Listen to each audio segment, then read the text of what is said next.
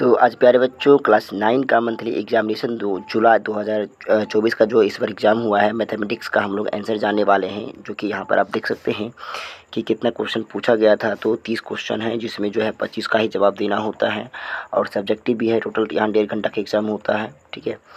और यहाँ पर पूर्णांक नंबर जो है 50 का ही होता है। तो चलिए मैं यहाँ पर जो प्रत्येक महीना एग्ज़ाम होता है, ये जुलाई का महीना का है 2024 का। तो चलिए हम लोग आगे बढ़ते हैं। आगे बढ़ने से पहले जो है प्रत्येक क्वेश्चन जानते हैं। इसमें ऑब्जेक्टिव जानेंगे, जिसमें 25 को ही जवाब आपको देना है। तो चलिए सबसे पहला है फर्स्ट क्वेश्चन क्या पूछता है यहाँ पर। तो फर्स्ट क्वेश्चन की ओर तरफ ध्यान देंगे। तो यहाँ पर फर्स्ट क्वेश्चन पूछा जाता है कि 0.43 के ऊपर रैंक है, ठीक है। 0.43 के ऊपर जो है रैंक है और इस रैंकिंग को पी बटा क्यू के रूप में लिखना। तो पी बटा क्यू के रूप में कैसे लिखेंगे, तो इसका आंसर सिंपली हो जाएगा आपका यहाँ पर बी आंसर हो जाएगा। और यहाँ जो है सी ऑप्शन लगा है कोई बच्चा, तो यहाँ आंसर गलत है। आंसर क्या हो जाएगा बी, यानी आंसर आपका हो जाएगा 43/99, ठीक है। तो ये आपका आंसर हो जाएगा।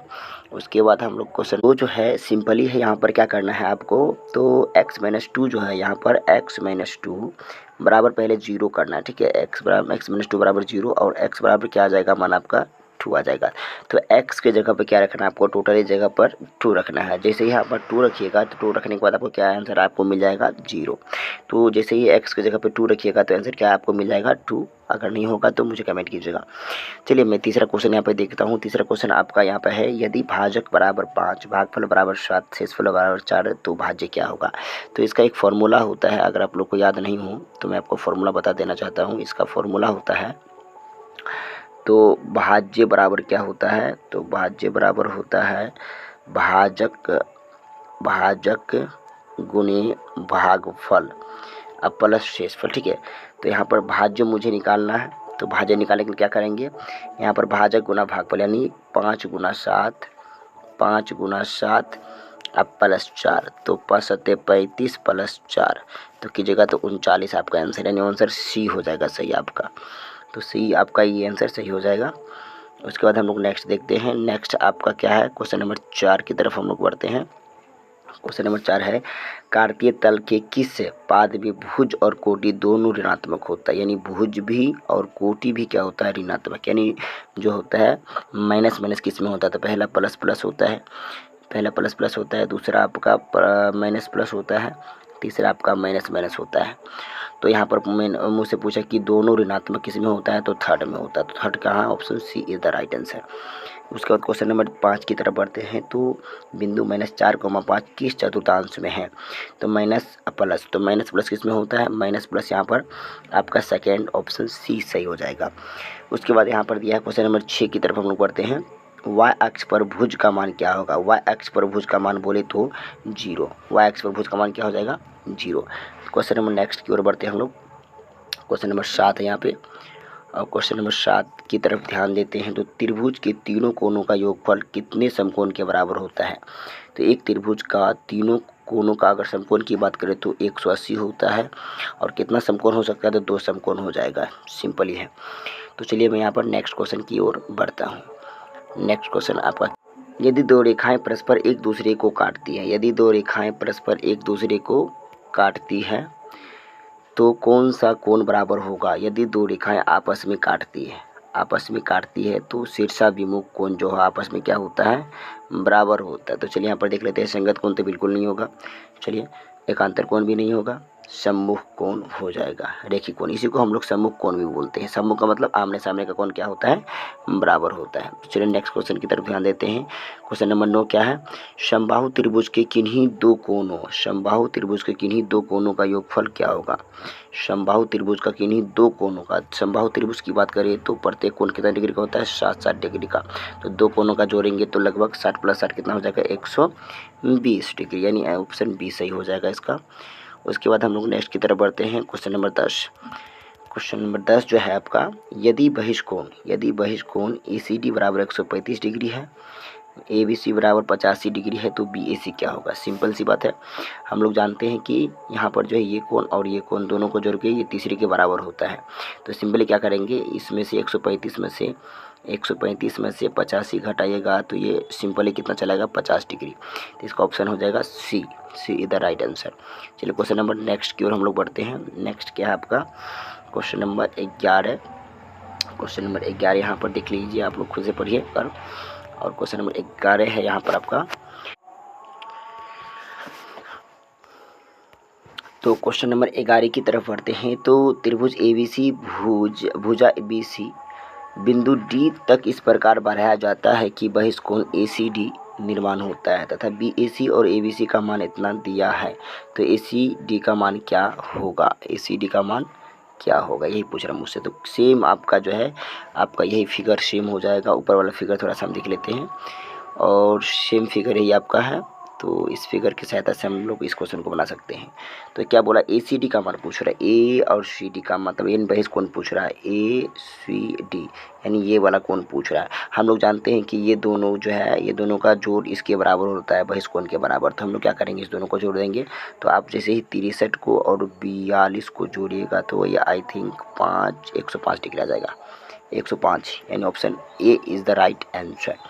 एंड क्वेश्चन नंबर 12 है, किसी त्रिभुज में समकोण की अधिकतम संख्या हो सकती है। किसी त्रिभुज में जो है समकोण की संख्या कितना हो सकता है, तो ये 2 हो सकता है। किसी त्रिभुज समकोण की अधिकतम संख्या, किसी त्रिभुज में समकोण की अधिकतम संख्या 1 होगा।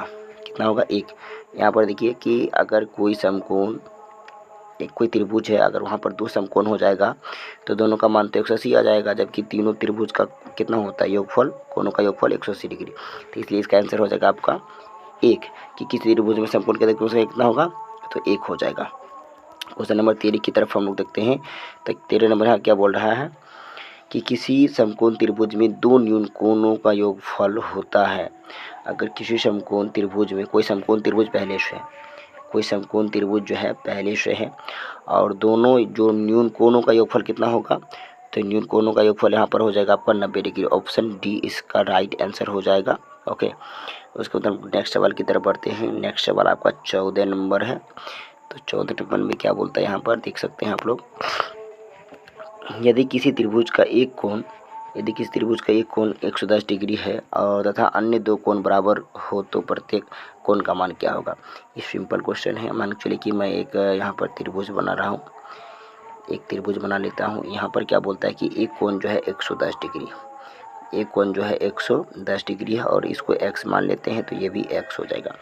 यहाँ पर क्या हो जाएगा कि आप लोग यहाँ पर मान सकते हैं x प्लस 110 डिग्री बराबर 180 डिग्री। तो 180 यानी 2x हो गया, और 180 में से 110 गया तो हो जाएगा आपका 70 डिग्री। तो 2x बराबर 70 डिग्री, x बराबर 70/2 यानी 35 डिग्री। इसका आंसर हो जाएगा आपका 35 डिग्री, यानी जो 2 अन्य कोण होगा वो 35 डिग्री हो जाएगा। उसके बाद नेक्स्ट क्वेश्चन की तरफ हम लोग बढ़ते हैं। तो नेक्स्ट क्वेश्चन आपका है 15 नंबर, किसी त्रिभुज के कोण इतना अनुपात में है तो सबसे बड़ा कोण का माप क्या होगा। तो बड़ा कोण का माप अनुपात में रहे तो तीनों को जोड़ दीजिए, 2x plus 3x plus 4x जोड़ के 180 के बराबर कर दीजिए। तो इसको जोड़िएगा तो 3 2 5 5 4 9, तो 9x बराबर कितना हो जाएगा 180। तो x बराबर हो जाएगा 9, तो यानी आ जाएगा आपका 20 डिग्री। और सबसे बड़ा पूछ रहे, सबसे बड़ा कौन है 4x, तो 4 गुना अगर 20 कीजिएगा तो ये चला जाएगा 80। यहाँ पर a है, तो 80 आपका इसका 15 का आंसर हो जाएगा a। किसी त्रिभुज में कम से कम न्यून कोणों की संख्या कितना हो सकता है। तो किसी भी त्रिभुज में न्यून कोणों की संख्या कम से कम 3 तो होगा ही, ठीक है। यदि किसी त्रिभुज के 2 कोण क्रमशः इतना डिग्री तो तीसरे कोण क्या होगा। तो क्या करेंगे, तीनों को जोड़ करके, हम लोग जानते हैं कि किसी भी त्रिभुज में तीनों कोणों का जोड़ कितना होता है 180 डिग्री। तो दोनों को जोड़ के 180 में से घटा लीजिए, तो इसका आंसर आई थिंक एक जो यहाँ पर जोड़ लीजिए तो यहाँ 66 डिग्री ही आएगा आंसर, जोड़ के घटा लीजिएगा। उसके बाद यहाँ पे क्या बोलता है, क्वेश्चन नंबर नेक्स्ट की तरफ बढ़ते हैं हम लोग, 18 नंबर क्वेश्चन, ठीक है। 18 नंबर में क्वेश्चन सिंपल है, और 18 नंबर क्वेश्चन क्या कहता है कि समकोण त्रिभुज की सबसे बड़ी भुजा कहलाती है। समकोण त्रिभुज, ये समकोण त्रिभुज है, ठीक है। और सबसे बड़ी भुजा क्या कहलाती है, तो इसका नाम होता है लंब, इसका नाम आधार, इसका नाम कर्ण। तो सबसे बड़ी भुजा कौन होता है, कर्ण होता है, जिसको हाइपोटेन्यूज भी बोलते हैं। तो इसका आंसर सी हो जाएगा। उसके बाद क्वेश्चन नंबर 19 देखिए x square minus 7 x plus 6 एक गुणनखंड है। गुणनखंड आप लोग खुद से बना लीजिएगा, नहीं बनेगा तो मुझे कमेंट कीजिएगा। तो चलिए मैं नेक्स्ट क्वेश्चन की तरफ बढ़ता हूँ। नेक्स्ट क्वेश्चन, तो चलिए यहाँ पर नेक्स्ट क्वेश्चन की तरफ हम लोग आ चुके हैं। नेक्स्ट क्वेश्चन आपका है 20 नंबर, और 20 नंबर जो है त्रिभुज से क्वेश्चन है कि त्रिभुज ABC में ABC बराबर ACB, ठीक है। एक त्रिभुज है जिसका नाम क्या है, एक त्रिभुज में बना लेता हूँ। सबसे पहला काम होता है कि एक त्रिभुज की रचना कर लेता हूँ, एक त्रिभुज की रचना कर लेता हूँ ABC। ओके, जस्ट वेट, हाँ ABC बना लेते हैं, इसका नाम हम ABC हो गया। उसके बाद क्या बोलता है कि ABC यानी ये वाला कोण और ACB यानी ये वाला कोण आपस में क्या है, बराबर है। तो अगर दो त्रिभुज की दो सम्मुख कोण बराबर हो तो उसकी सम्मुख भुजाएं भी क्या होती है, बराबर। तो AB बराबर क्या होगा, AC नहीं तो CA। तो यहाँ पर AC तो नहीं है, यहाँ तक CA है, तो CA is the right answer. उसके बाद नेक्स्ट क्या है आपका, तो नेक्स्ट आपका है समबाहु त्रिभुज के प्रत्येक कोण का मान कितना होता है। तो ये सिंपल इक्वेशन है, 60 डिग्री होता है। यदि त्रिभुज क्वेश्चन नंबर 22 की तरफ हम लोग बढ़ते हैं। यहाँ पर क्वेश्चन नंबर 22 जो है सिंपल है। ABC में AB बराबर AC दिया है, एक कोई त्रिभुज ABC है, और यहाँ पर क्या बोलता है कि AB बराबर यानी ये बराबर A, इसका नाम A, इसका नाम B, इसका नाम C, ठीक है। तो ABC यानी ये AB बराबर जो है AC है, ये दोनों सम्मुख जो है भुजा बराबर है, और BAC यानी बीच वाला जो है दिया है 80 डिग्री। तो ABC बराबर क्या होगा, तो ABC यानी ये बराबर क्या होगा, यही नहीं पूछ रहा। तो यहाँ पर सिंपल सी बात है कि जब सम्मुख भुजा बराबर हो तो सम्मुख कोण भी क्या होता है, बराबर होता है। तो हम लोग क्या करेंगे, इसको x बनाएंगे, तो इसको भी x बनेंगे। तो x कितना हो जाएगा, x अगर जोड़िएगा तो